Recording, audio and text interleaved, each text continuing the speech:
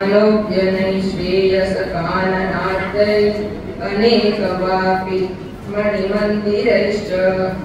अनुपमं तं भवतो निकेतं मुनीश्वरा प्रापुरतीतकक्ष्याः भवद्दिदृक्षून् भवनं विविक्षून् वास्तौ जयस्तान् विजयोऽप्यरुन्धाम् तेषां च चित्ते पदमापकोप सर्वं भवत्प्रेरणयैव भूमन् वैकुण्ठलोकानुचितप्रचेष्टौ कष्टौ युवां दैत्यगतिं भजेतम् इति प्रशक्तौ भवदाश्रयौ तौ परिस्मृतिर्नोस्त्विति नैमधुस्तान् तदेतदाज्ञाय भवानवाप्तः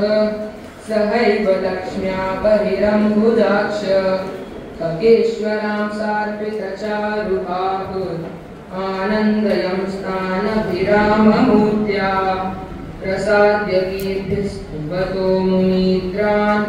अनन्यनाथावत पार्षदौ तौ संरम्य योगेन भवैस्त्रिभिर्माम् उपेतमित्यातकृपं न्यगादिः त्वदीयभृत्यावत कश्यपादौ सुरारिवीरामुदितौ इतौ द्वौ सन्ध्यासमुत्पादनकष्टचेष्टौ यमौ च लोकस्य यमाभिवान्यौ हिरण्यपूर्वः कशिपुः किलैक परो हिरण्याक्ष इति प्रतीतः उभौ भवन्नाथमशेषलोकम् वृषान्यरुन्धां निजवासनान्धौ